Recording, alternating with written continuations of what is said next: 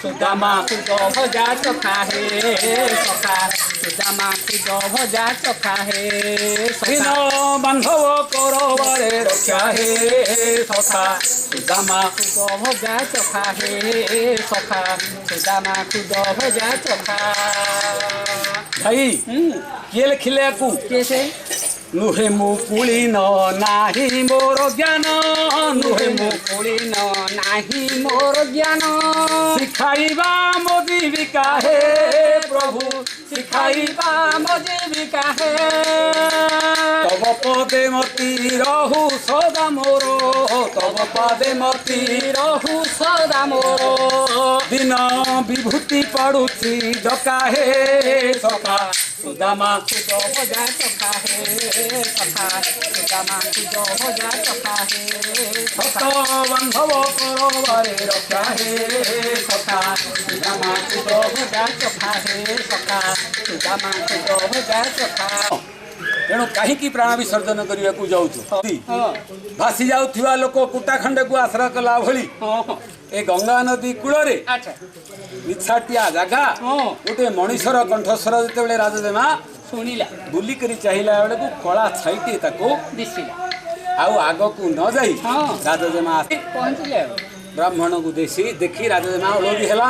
ब्राह्मण अह्य सुलक्षणी पुत्रवती भव बोली आशीर्वाद कले कहले झियो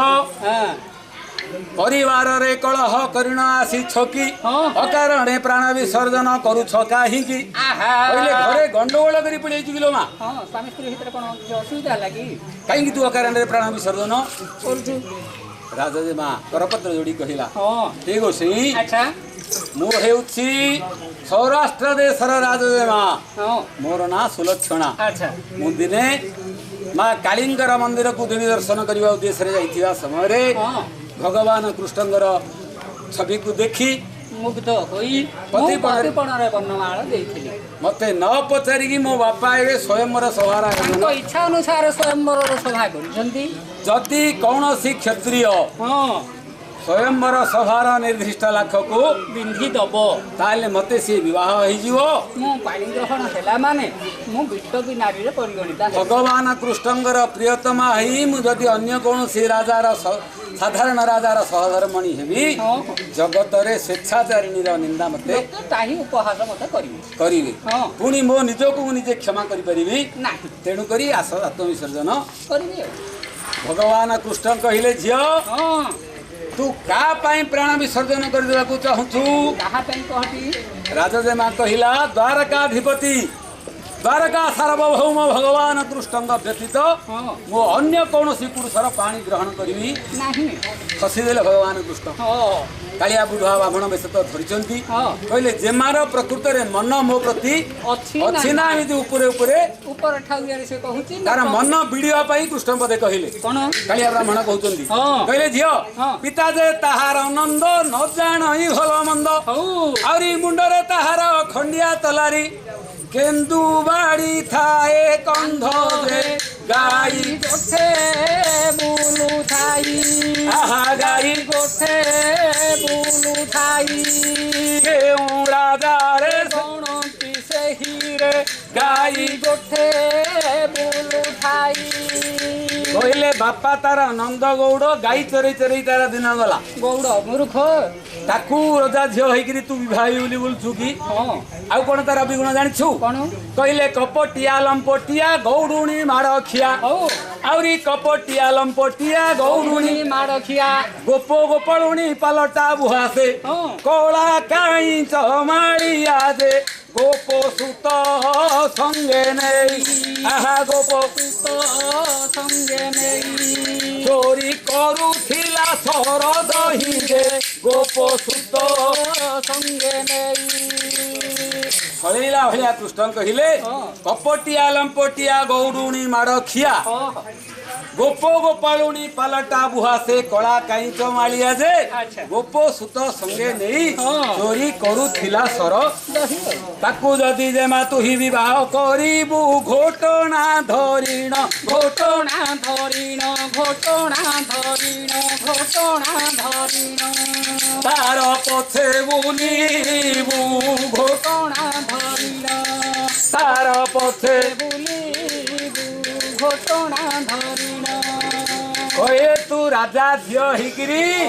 ସେ ଗୌଡ଼ ଟୋକାର ପଛରେ ଘଟଣା ଧରି ବୁଲିବାର ସମର୍ଥ ତୋର ଯଦି ଅଛି ଯଦି ସେ ଗାଈ ଉଠ ଧରି କୋଉ ବିଲ ମାଳକୁ ଯାଇଥିବ ଯିବାକୁ ପଡିବ ଜଙ୍ଗଲକୁ ଗଲେ ମଧ୍ୟ ଯିବାକୁ ପଡିବ ଏଇଭଳି ଯେତେବେଳେ ଯିବାକୁ ପଡିବ ଏଇଭଳି ଯେତେବେଳେ ନିନ୍ଦା କରି କହିଦେଲେ ଶୁଣି କରି ଯେ ମା ଦେଇ ମହାକ୍ରୋଧ ହେଲା ସେ ମା ମହାକ୍ରୋଧ ହେଲା ଆପଣଙ୍କ ମୁହଁ ଚାହିଁବା ଉଚିତ ନୁହେଁ ଭଲା ଆପଣ ତ ଶିବ ଭକ୍ତ ବୈଦିକ ବ୍ରାହ୍ମଣ ଗୋସେଇ ବୈଦିକ ବ୍ରାହ୍ମଣ ସାରା ଗ୍ରାମ ପୂଜା କରି ଯାଏ ତୁ ପ୍ରତିଦିନ କହିଲା ଆପଣ ଜଣେ ବୈଦିକ ବ୍ରାହ୍ମଣ ଜଣେ ଶିବ ଭକ୍ତ ହେଲେ ମଧ୍ୟ ଆପଣଙ୍କର ଖଟୁଳିରେ ଶାଳା ଗ୍ରାମ ଶିଳା ରଖାଯାଇଛି ବିଷ୍ଣୁ ପ୍ରତିମା ସଦା ସର୍ବଦା ପୂଜା କରୁଛନ୍ତି ତୁଳସୀ ଦଳରେ ଆପଣ ପୂଜା କରନ୍ତି ଏବଂ ଶାଳା ଗ୍ରାମ ପାଣି ସେବନ କଲେ ତା ଆପଣ ଅନ୍ନ ଭୋଜନ କରିବେ ନହେଲେ ଆପଣ ଆଉ କିଛି କରିପାରିବେ ନାହିଁ ତେଣୁ ଜଣେ ପରମ ବୈଷ୍ଣବ ବୈଦିକ ବ୍ରାହ୍ମଣ ହେଲେ ମଧ୍ୟ ଜଣେ ପରମ ବୈଷ୍ଣବ ଆପଣ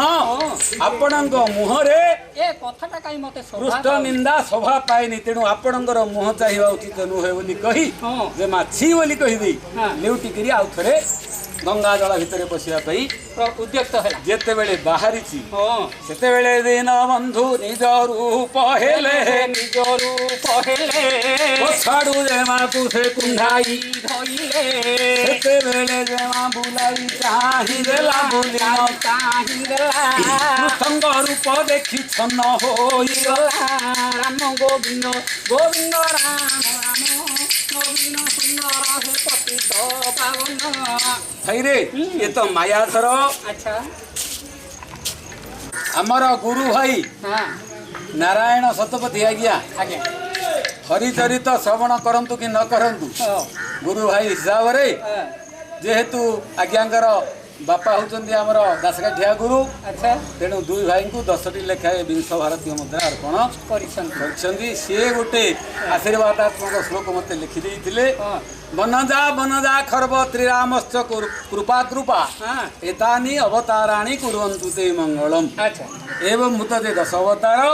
ଏ ସଂସାରର ମଙ୍ଗଳ ବିଧାନ କରନ୍ତୁ ଆନନ୍ଦେ କବାର ହରି ବୋଲ ମାନେ ଅନୁମାନ କରେ ଭାଇ ରାଜଜେମାକୁ ଭଗବାନ କୃଷ୍ଣ ଏ କଥା କହିଦେଲେ ଜେମା ଯେତେବେଳେ ଜଳ ଭିତରେ ପଶି ଯାଇଛି ଭଗବାନ ମାୟାକୁ ପରିତ୍ୟାଗ କରି ନିଜର ରୂପ ହୋଇ ରାଜଜେମାକୁ ଯାଇ ପଛପଟରୁ ଯେତେବେଳେ କୁଣ୍ଢେଇ ଧରିଲେ ଜେମା ବୁଲିକରି ଜେମା ଯେତେବେଳେ ଦେଖିଦେଲା ଭଗବାନ କୃଷ୍ଣଙ୍କର ଦିବ୍ୟ ମୂର୍ତ୍ତି ଦର୍ଶନ ଲାଭ ଏ ସମୟରେ ମୋର ଗୋଟେ କଥା ମନେ ପଡ଼ିଯାଉଛି ୟାକୁ ସଂସ୍କୃତରେ ଲେଖିଲେ କାଳିଦାସ କୁମାର ସମ୍ଭବ କାବ୍ୟରେ ଭଗବାନ ଶଙ୍କର କପଟରେ ବ୍ରାହ୍ମଣ ବେଶ ଧରି ମା ପାର୍ବତୀଙ୍କର ନିକଟରେ ପହଞ୍ଚି ତାଙ୍କର ମନକୁ ବିଡ଼ିବା ଉଦ୍ଦେଶ୍ୟରେ ଅନେକ କଟୁ କଥା ମାନେ ଶିବଙ୍କର ବିରୁଦ୍ଧାଚରଣ କଥା ଗୁଡ଼ାକ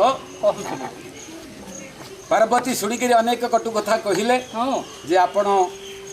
ଜଣେ ବ୍ରାହ୍ମଣ ହେଇକିରି ଶିବାନନ୍ଦ କରିବାଟା ଉଚିତ ତାପରେ ସେ ଯେତେବେଳେ ନିଜ ରୂପ ଧରି ପାର୍ବତୀଙ୍କ ଆଗରେ ଉଭା ହେଇଯାଇଛନ୍ତି କବି ସମ୍ରାଟ କବିକୁଳଗୁରୁ କାଳିଦାସ ଲେଖିଲେ ତମ୍ବୀକ୍ଷବେ ପଥୁମତିଂ ସରସାଙ୍ଗଜଷ୍ଟି ନିକ୍ଷେପଣାୟ ପଦମୋ ଧୃତମୋଦୁବନ୍ତି ମାର୍ଗାଚଳ ବ୍ୟତିକରା କୁଳିତେବ ସିନ୍ଧୋ ଶୈଳାଧିରାଜତନୟା ନଯୌନତಸ್ಥौ ତଂ ବୀକ୍ଷ ତଂ କି ଶଙ୍କରಂ ବୀକ୍ଷ ଅର୍ଥାତ୍ ଦୃଷ୍ଟ୍ୱା ଭଗବାନ ଶଙ୍କରଙ୍କୁ ଯେତେବେଳେ ମା ପାର୍ବତୀ ଦେଖିଦେଲେ ତଂ ବୀକ୍ଷ ବେପଥୁମତି ଶରଥାଙ୍ଗ ଦୃଷ୍ଟି ଏ ମା ପାର୍ବତୀଙ୍କର ପାଟିରୁ ଆଉ କଥାବାର୍ତ୍ତା ବାହାରିଲା ନାହିଁ ନିର୍ବେଦ ହେଇଗଲେ ମାର୍ଗାଚଳ ବ୍ୟତିକରା କୁଳିତେବ ସିନ୍ଧୁ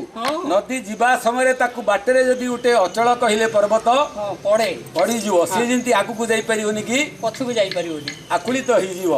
ଶୈଳା ଧୀରା ଯତନୟା ନଦୌତ ନସ୍ତୌ ପାର୍ବତୀ ମଧ୍ୟ ସେଇଭଳି ସେଇ ଅବସ୍ଥାରେ ପଡ଼ିଗଲେ ନଯୌ ନତସ୍ତୌ କ'ଣ କହିବେ କ'ଣ କରିବେ ତାଙ୍କ ପାଠିକୁ ଆଉ କଥା ସରିଲା ବାକ୍ ଶୁଣିଲା ନାହିଁ ସେଇଭଳି ପ୍ରଣୟ ବଲ୍ଲରୀରେ ଲେଖୁଛନ୍ତି ରଙ୍ଗାଦେବ ଗଙ୍ଗାଧର ଯେତେବେଳେ ଶକୁନ୍ତଳାଙ୍କ ଆଗରେ ରାଜା ଦୁଷ୍ମନ୍ତ ନିଜର ପରିଚୟ ଯାଉଛି। ଦେଇଛନ୍ତି ହଁ। ସେତେବେଳେ ଶକୁନ୍ତଳା ବିଚାର କରୁଛନ୍ତି କଣ କି କହିବ କିସ କରିବ କିଛି ହିଁ ବ୍ୟାପି ନ ପାରିଲା ମନେ ଆହା କିଛି ଭାବି ନ ପାରିଲା ମନେ ବିସ୍ମୟ ଜିମୁତ ବ୍ୟାପି ଗଲା ତାର ସହସା ହୃଦ ଗଗନେ ଆହା ସହସା ହୃଦ ଗଗନେ ବଦନ ବିଧିତି ଛରେ ତାହିଁ ତାଙ୍କ ମୁଖ କଲା ଅବନତ ଆହା ମୁଖ କଲା ଅବନତ ଲାଜ କୁଳିଲତା ଅଙ୍ଗେ କି ସହସା ଲାଗିଗଲା କାହା ହତ ଆହା ଲାଗିଗଲା କାହା ସତ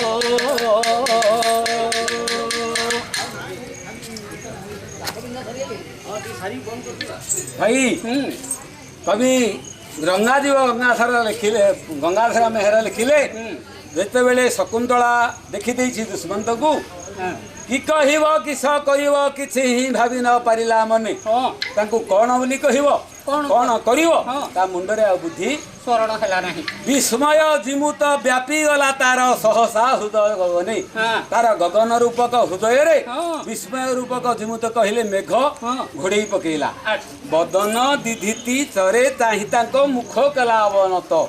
ରାଜାଙ୍କର ମୁହଁକୁ ଦେଖିଦେଇ ତଳକୁ ରାଜା ମୁହଁଟା ପୋତି ରହିଲା କେମିତି କବି କହିଲେ ନା ଲାଜ କୁଳିଲତା ଅଙ୍ଗେ କି ସହସା ଲାଗିଗଲା କାହା ହସ୍ତ ଗୋଟେ ଲାଜ କୁଳିଲତା ଦେହରେ ସେ ଯେ କରିବ ଗ୍ରହଣ ପ୍ରାଣ କରିବ ଗ୍ରହଣ ପକ୍ଷରେ କଥାଟା ହୋଇଲା ଦୂଷଣ ମୋରେ ହୋଇଲା ଦୂଷଣ ରାଜଜେମା ମନେ ମନେ ଭାବିଲା ଆଗରୁ ମୁଁ ଭଗବାନ କୃଷ୍ଣଙ୍କୁ ମନେ ମନେ ପ୍ରତିପଣରେ ବର୍ଣ୍ଣନା କରିଦେଇଛି ବରଣ କରିଦେଇଛି ଯଦି କୌଣସି ରାଜା ମୋ ପିତା କରିଥିବା ଲାଖକୁ ବିନ୍ଧିବା ପାଇଁ ସମର୍ଥ ହବ ତାହେଲେ ସିଏ ମୋର ପାଣି ଅବଶ୍ୟ ଗ୍ରହଣ କରିବ ଜଗତରେ ମୁଁ ସ୍ୱେଚ୍ଛାଚାରିଣୀ ରୂପରେ ପରିଗଣିତ ହେବି କାରଣ ଜଣକୁ ମୁଁ ବରଣ କରିଛି ଅର୍ଥାତ୍ କାୟ ମନ ବାକ୍ୟରେ କାୟରେ ନହେଲେ ମଧ୍ୟ ମନ ଆଉ ବାକ୍ୟରେ ମୁଁ ତାଙ୍କର ସ୍ତ୍ରୀ ହେଇଯାଇଛି ତେଣୁ ଅନ୍ୟ ଜଣଙ୍କୁ ଯଦି ବାହା ହେବି ତାହେଲେ ମତେ ବିଚାରୁଣୀ ବୋଲି ସମସ୍ତେ କହିବେ ବ୍ୟଭିଚାରିଣୀ ନିନ୍ଦାଟା ମୁଁ ଅବଶ୍ୟ ପାଇବି ତେଣୁ ଏ ଜୀବନ ଆଉ ଧରିଲେ କିଛି ଆବଶ୍ୟକ ଲାଭ ନାହିଁ ଏଇ କଥା ବିଚାର କରି ରାଜଜେମା କଣ କରିଛି ସେଇଦିନ ଯେତେବେଳେ ଗଭୀରରୁ ଗଭୀରତର ହେଇଯାଇଛି ରାତ୍ରି ରାଜଜେମା କଣ କଲା କେମିତି ରାତି ଗଭୀରରୁ ଗଭୀରତର ହେଲା କୀଚକ ମଧ୍ୟରେ ଲେଖିଲେ ଗଙ୍ଗାଜୀବ ଗଙ୍ଗାଧର ମେହେର ନଗରରେ କ୍ରମେ ରୁଦ୍ଧ ହୋଇଗଲା ଦ୍ୱାର ମାନଙ୍କର ବାଟ ନଗରରେ କ୍ରମେ ରୁଦ୍ଧ ହୋଇଗଲା ଦ୍ୱାର ମାନଙ୍କର ବାଟ ନିଦ୍ରା ସେହି ରୂପେ ପକାଇଲାଣି ମାନବ ନେତ୍ର କପାଟ ଆହା ମାନବ ନେତ୍ର କପାଟ ନଗରରେ କ୍ରମେ ରୁଦ୍ଧ ହୋଇଗଲା ଦ୍ୱାର ମାନଙ୍କର ବାଟ ରାତି ଯେତେବେଳେ ଅଧିକରୁ ଅଧିକ ହେଇଯାଇଛି ଗଭୀରରୁ ଗଭୀରତର ହେଇଯାଇଛି ନଗରରେ କହିଲେ ସେ ରାଜ୍ୟର ସବୁ ଦ୍ୱାର ମାନଙ୍କର ବାଟ କହିଲେ ଦାଣ୍ଡ ଦ୍ୱାରର କବାଟ ସମସ୍ତେ ଧୋଇ ଦେଇକି ଶୋଇବା ପାଇଁ ହେଇଗଲା ଭାଇ ତେଣେ ନିର୍ଦ୍ଦେଶ ଆସିଲାଣି ଏଇଠିକି ପୁରାଣ ସାଙ୍ଗ କରିବାକୁ ପଡିବ ଜୟ ଜଗନ୍ନାଥ ଜଗତର ନାଥ ରକ୍ଷ ରକ୍ଷକ ହରି ଆହା ରକ୍ଷ ରକ୍ଷକ ହରି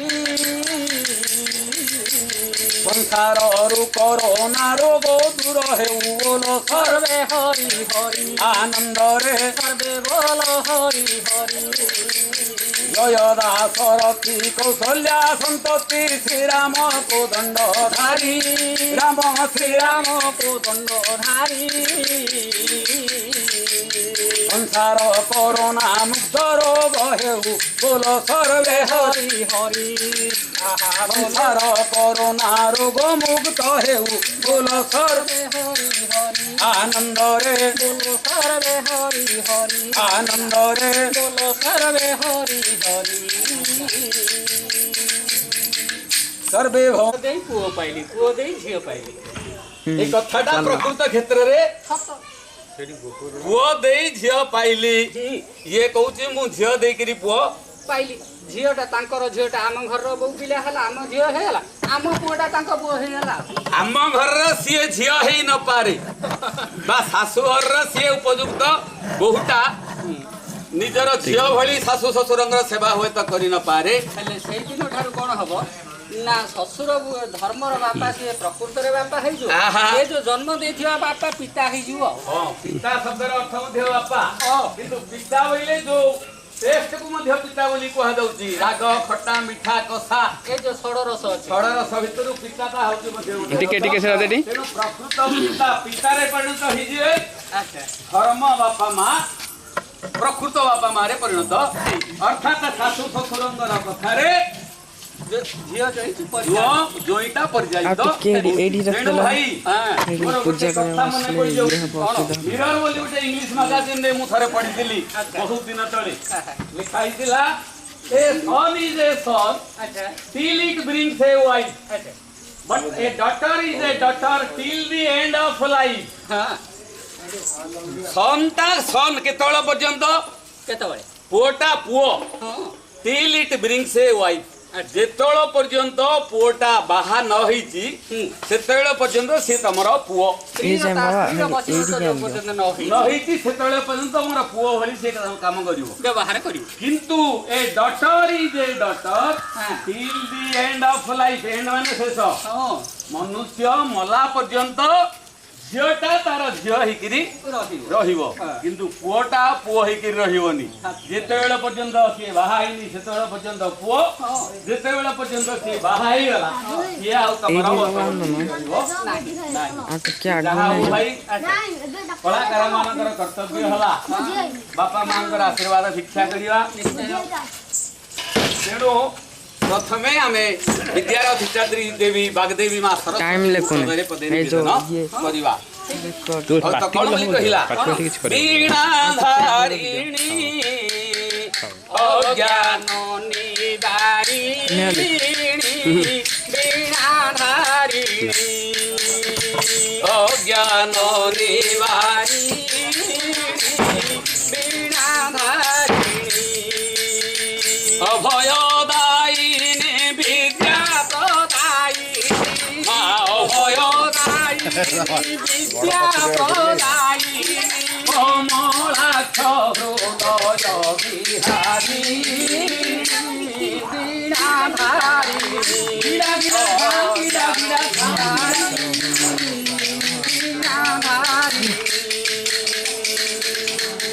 वैकुंठ मोहिनी देवी शारदा कमलाधारी वाणी वरदा वैकुंठ मोहिनी देवी शारदा कमलाधारी वाणी वरदा चंदन चर्चिता सिंदूर भूषिता चंदन चर्चिता सिंदूर भूषिता माता सुता भक्त प्रेत हारिणी वीणा धारिणी अज्ञान निवारिणी वीणा धारिणी कौन कहले कवि कौन मंगल दात्री सुधांशु हासिनी लक्ष्मी सपत्री वैकुंठ वासिनी मां मंगल दात्री सुधांशु हासिनी लक्ष्मी सपत्री वैकुंठ वासिनी पितापहारिणी गगन चारिणी पितापहारिणी गगन चारिणी शरणे विभूति करे दई वीणा धारिणी अज्ञान निवारिणी वीणा धारिणी सबले एपटे का मुंह रे गायकंकर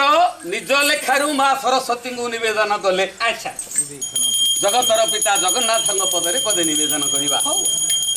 भक्त कौन कहूची स्वरचित जगन्नाथ स्तुति बा श्रीकृष्ण स्तुति वृंदावन बिहारी गिरिवरधारी है वृंदावन बिहारी गिरिवर धारी है যশোমতি মদ বর্ধন कारी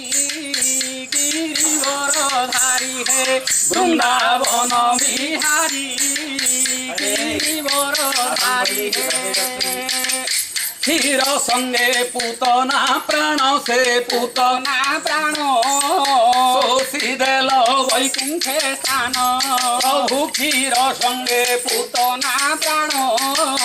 শোষি দেল वैकुंठे स्थान কয়র কচারি সকটা संहारी কয়র কচারি सकटा संहारी অসুর জন্মরু করিছ पारी गिरिवर धारी है থিনা তাথিনা তাথিনা তাথিনা गिरिवर धारी है କଣ କହୁଛି ଭକ୍ତ कौन ক্ষୀର ସଙ୍ଗେ ପୁତନା ପ୍ରାଣ अच्छा ଶୋଷି ଦେଲ ବୈକୁଣ୍ଠ ସ୍ଥାନ ଆପଣ ଯେତେବେଳେ ଜନ୍ମଗ୍ରହଣ କଲେ କଂସ ରାଜାର ବନ୍ଦିଶାଳରେ अच्छा ପୁଣି ବସୁଦେବଙ୍କ ଦ୍ୱାରା ରାତ୍ରିରେ ଆପଣଙ୍କୁ ବସୁଦେବ ନେଇ ପହଞ୍ଚେଇ ଦେଲେ ନନ୍ଦରାଜାଙ୍କର ଘରେ अच्छा ଜନ୍ମ ହେଲେ କଂସ ମଥୁରାରେ ବଢିଲେ ନନ୍ଦରାଜାଙ୍କ ଘରେ ଗୋପପୁରରେ ବସୁଦେବ କଣ କରିଛନ୍ତି ନା ଭଗବାନ କୃଷ୍ଣଙ୍କୁ ନେଇ ନନ୍ଦରାଜାଙ୍କର ଘରରେ ରଖି अच्छा ସେତେବେଳକୁ ନନ୍ଦରାଣୀଙ୍କର ଘର ଗର୍ଭରୁ ବା ମା ଯଶୋଦାଙ୍କର ଗର୍ଭରୁ ଜନ୍ମ ହେଇଥିଲେ ଗୋଟିଏ କନ୍ୟା ସନ୍ତାନ बिजुली कन्या ଯୋଗ ମାୟା ପ୍ରଭୁଙ୍କର ଆଦେଶରେ ବିଜୁଳି କନ୍ୟା ରୂପରେ ଜନ୍ମଗ୍ରହଣ କରିଥିଲେ अच्छा କଂସଙ୍କ ଘରେ କୃଷ୍ଣଙ୍କୁ ଛାଡ଼ି ଦେଇ ବସୁଦେବ ଯୋଗ ମାୟାଙ୍କୁ ନେଇକରି ଯେତେବେଳେ ପଳେଇ ଆସିଲେ କଂସର ବନ୍ଦିଶାଳକୁ ଛୁଆଟି ଯେତେବେଳେ ପରମ ବ୍ରହ୍ମ ପଳେଇଲେ ମାୟା ପଳେଇ ଆସିଲେ अच्छा ତେଣୁ ବନ୍ଦିଶାଳାର କବାଟ ଯେମିତି ପୂର୍ବ ପରି ପଡ଼ିଥିଲା ପଡ଼ିଗଲା हाँ रुद्ध ହେଇଗଲା ହାତ ଗୋଡ଼ରେ ଶିଙ୍କୁଳି ସବୁ ଲାଗିଗଲା। ଲାଗିଗଲା ପ୍ରହରୀ ମାନେ ଯୋଉ ଅଚେତ ହେଇଯାଇଥିଲେ ସାଙ୍ଗେ ସାଙ୍ଗେ ଚେଇଁକିରି ଉଠିଲେ ଆଚ୍ଛା। ସେମାନେ ଯେତେବେଳେ ଯାଇ ଜଣେଇଦେଲେ କଂସକୁ ଯେ ବର୍ତ୍ତମାନ ଦେବକୀଙ୍କର ଅଷ୍ଟମ ଗର୍ଭରୁ ଗୋଟିଏ ଝିଅ ଜନ୍ମ ହେଇଛି କଂସ ରାଗିକିରି ଆସି ହଁ ଦେବକୀଙ୍କର ଘରରୁ କନ୍ୟାଟିକୁ ଛଡ଼େଇକିରି ନେଇଯାଇଛି ନେଇଯାଇଛି କାରଣ ବିଚାର କଲା କଂସ ହଁ ଯେ ଭଗବାନ କୃଷ୍ଣ ମା ବିଷ୍ଣୁ ହଁ ଅନେକ ମାୟା ଜାଣୁଛି ତେଣୁ ତାକୁ ମାୟାଧର ବୋଲି କୁହାଯାଏ ହୁଏତ ସିଏ ଝିଅ ରୂପରେ ମତେ ମାରିବା ପାଇଁ ଜନ୍ମ ହେଇଥାଇପାରେ ତେଣୁ ୟାକୁ ମାରି ବୋଲି ବିଜୁଳି କନ୍ୟାର ପାଦକୁ ଧରି ବୁଲାଇ ବୁଲାଇ ଯେତେବେଳେ ଦର୍ପଣ ଶିଳା ଉପରେ ଚଢ଼ିବା ପାଇଁ ଉଦ୍ୟତ ହେଇଛି ହଁ କଂସ ହାତରୁ ଯୋଗ ମାୟା ଖସିକିରି ପଳେଇଲେ ଉପରକୁ ସ୍ୱର୍ଗକୁ ଯାଇ ସେ ଗୋଟେ କହିଲେ ହଁ କହିଲେ ରେ କଂସ ହଁ ତତେ ଯିଏ ମାରିବ ହଁ। ସିଏ ବର୍ତ୍ତମାନ ଅନ୍ୟ ଜାଗାରେ ବଢୁଛି ବଢୁଛି ମୁଁ ତୋର ପ୍ରକୃତରେ ଶତ୍ରୁ ନୁହ ନୁହ ତୋର ଶତ୍ରୁ ଅନ୍ୟତ୍ର ଯାଇ ବର୍ତ୍ତମାନ ଜନ୍ମ ହେଇଗଲାଣି ହେଲା। କଂସ ଏଇ କଥା ଶୁଣି ହଁ ଯେତେ ଛୁଆ ସବୁ ସେ ଅଞ୍ଚଳରେ ଜନ୍ମ ହେଇଥିଲେ ତା ରାଜ୍ୟ ଭିତରେ ଆଚ୍ଛା ତାର ରାକ୍ଷସ ମାନଙ୍କୁ ସବୁ ନିର୍ଦ୍ଦେଶ ଦେଲା ହଁ ଯେ ମାସେ ଭିତରେ ଜନ୍ମ ହେଇଥିବା ସମସ୍ତ ଶିଶୁ ସନ୍ତାନକୁ ଯିଏ ଯୋଉଠି ଅଛନ୍ତି ତାକୁ ଭାଗ ଆମ ରାଜ୍ୟର ସବୁ ଯାକ ଛୋଟ ପିଲା ମାସେ ଭିତରେ ଜନ୍ମ ହେଇଥିବା ପିଲାମାନଙ୍କୁ ସମସ୍ତଙ୍କୁ ମାରିଦିଅ କଂସର ଗୋଟିଏ ଭଉଣୀ ଥିଲା ଯାହାର ନାଁ ହଉଛି ପୁତନା ହେଲା ପୁତନାକୁ କଂସ ଡାକିକିରି କହିଲା ହଁ ତୋର ସ୍ତନରେ କାଳକୂଟ ବିଷକୁ ହରି ତୁ ଯାଇ ଛୋଟ ଛୋଟ ପିଲା ଗୁଡାକୁ ସବୁ ବଦ୍ଧ କରେ ହେଲା ତେଣୁ ପୁତନା ନିଜର ସ୍ତନରେ କାଳକୂଟ ବିଷକୁ ହରି ଆଚ୍ଛା ଯାଇ ପହଞ୍ଚି ଯାଇଛି ଗୋପନଗରରେ ନନ୍ଦରାଜାଙ୍କର ରାଜ୍ୟରେ ହେଲା ଭଗବାନ କୃଷ୍ଣ ଏ କଥା ଜାଣିଦେଲେ ହଁ ଯେ ପୁତନା ଶିଶୁମାନଙ୍କୁ ମାରିବା ଉଦ୍ଦେଶ୍ୟରେ ଆସିଛି ହଁ ତେଣୁ ପ୍ରଥମେ ମତେ ସିଏ ଦେଖା ଦଉ ବା ମୁଁ ତାକୁ ଦେଖା ଦେବି ଆଚ୍ଛା ଏଇ ରାଜ୍ୟର ଅନ୍ୟ ଶିଶୁ ଯେମିତି ତା ଦ୍ୱାରା ମରିବେ ନିଧନ ନ ହୁଅନ୍ତୁ ପୁତନା ନା ଶବ୍ଦର ଅର୍ଥ କଣ ଜାଣିଛୁ କି କଣ ପୁତ ନୟତି ଇତି ପୁତନା ଆଚ୍ଛା ପୁତାନ ନୟତି ଇତି ପୁତନା ଆଚ୍ଛା ପୁତ କହିଲେ ପବିତ୍ର ହଁ ଶିଶୁମାନେ ହେଉଛନ୍ତି ଅତି ପବିତ୍ର ହଁ ହଁ କାରଣ ଛୋଟ ଶିଶୁ ଦେହରେ ଛନ୍ଦ କପଟ କିଛି ଶିଶୁର ନାହିଁ ପରାପର ସମସ୍ତ ଏକଇ ବିଚାର ଏଣୁ ତା କିଛି ଚିନ୍ତା ନାହିଁ ତେଣୁ ମୁଁ ଗୁରୁ ଶିକ୍ଷା ପାଇଁ ହଁ ଭାଗବତ ତେଣୁ ଛୋଟ ଶିଶୁକୁ ପୁତ ବା ପବିତ୍ର ବୋଲି କୁହାଯାଉଛି ଆଚ୍ଛା ପୁତାନ ନୟତି ଯାସା ପୁତନା ଆଚ୍ଛା ପୁତ କହିଲେ ପବିତ୍ର ମାନଙ୍କୁ ଯିଏ ନେଇକିରି ମାରୁଛି ହେଲା। ବା ହରଣ କରି ନଉଛି ବା ଯାହାର ପ୍ରାଣ ନଉଛି ହଁ ସିଏ ହଉଛି ପୁତନା ରାକ୍ଷସୀ ଆଚ୍ଛା ପୁତନା ରାକ୍ଷସୀ ତ ଅନ୍ୟ ରାଜ୍ୟର ଶିଶୁମାନଙ୍କୁ ସବୁ ମାରି ଦେଇଛି ସ୍ତନରେ କାଳକୂଟ ବିଷକୁ ଭରି ଯେତେବେଳେ ନନ୍ଦଙ୍କ ଘରରେ ଆସି ପହଞ୍ଚି ହଁ ମା ଯଶୋଦାଙ୍କୁ ନିଜର ଭଉଣୀ କରିଦେଇଛି ଭଉଣୀ ବୋଲି ପରିଚୟ ଦେଇ ବାଲ୍ୟକାଳର ସଙ୍ଗିନୀ ବୋଲି ପରିଚୟ ଦେଇ ହଁ ଯଶୋଦାଙ୍କର କୋଳରୁ ଭଗବାନ କୃଷ୍ଣଙ୍କୁ ଆଣି ଆଚ୍ଛା ଯେତେବେଳେ କୋଳରେ ଧରି ହଁ ସ୍ତନ୍ୟପାନ କରାଇଛି ଆଚ୍ଛା ଭଗବାନ କୃଷ୍ଣ କଣ କଲେ କଣ କ୍ଷୀର ସହିତରେ ପୁତନାର ପ୍ରାଣକୁ କବଳିତ କରଣ କରିଦେଲେ କରିଦେଇଛନ୍ତି ଆଚ୍ଛା। ତେଣୁ କବି କହିଲେ କ୍ଷୀର ସଙ୍ଗେ ପୁତନା ପ୍ରାଣ ହଁ ଶୋଷି ହେଲା ଅବୈକୁଣ୍ଠେ ସ୍ଥାନ ହେଲେ ଆପଣଙ୍କୁ ଶତ୍ରୁ ରୂପରେ ଯିଏ ମାରିବାକୁ ଆସିଥିଲା ହଁ ହଁ ତାକୁ ଆପଣ ବୈକୁଣ୍ଠରେ ସ୍ଥାନ ଦେଲ ଯୋଉ ଗତିଟା ହଁ ମା ଯଶୋଦା ଏବଂ ଦେବକୀ ହଁ ମଲା ପରେ ପାଇବେ କେତେ ଶହ ବର୍ଷ ପରେ ଆଚ୍ଛା ସେଇ ଗତିଟା କିନ୍ତୁ ନିମିଷକ ମଧ୍ୟରେ ପୁତନା ପାଇଗଲା ତମର ଶତ୍ରୁକୁ ତମେ ସାଙ୍ଗେ ସାଙ୍ଗେ ସେଇ ଗତି ପ୍ରଦାନ କରୁଛ ତେଣୁ ଶତ୍ରୁ ପ୍ରତି ଯାର ଏଡେ ଅନୁକମ୍ପା ହଁ ମିତ୍ର ପ୍ରତି କେତେ ଅନୁକମ୍ପା ହେଇଗଲା ଆଉ ଭକ୍ତ ପ୍ରତି ତାର କେତେ ଦୟା ନଥିବ ଠିକ। ତେଣୁ ଭଗବାନଙ୍କୁ ଅଶରଣ ଶରଣ ଅକାରଣ କାରଣ ଦିନଜନ ତାରଣ ବୋଲି ଭକ୍ତମାନେ କହନ୍ତି ହେଲେ ପୁତନା ରାକ୍ଷସୀକୁ ଆପଣ ବୈକୁଣ୍ଠ ଧାମକୁ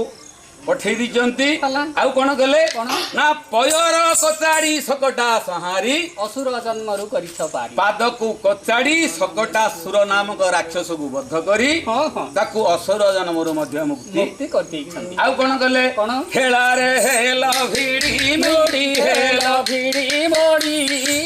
ବୃକ୍ଷ ବେନି ଗଲା ଗଲାଉ ପୁଡ଼ି ବୃକ୍ଷ ବେନି ଗଲାଉ ପୁଡ଼ି ମୁନି ସାପୁ ମୁକ୍ତ କୁବେରଙ୍କ ସୁତ ମୁନିଷ୍ୟାପୁ ମୁଗ୍ଧ କୁବେରଙ୍କ ସୁତ ହୋଇ ଚଳିଲେ ଅଳକା କାନ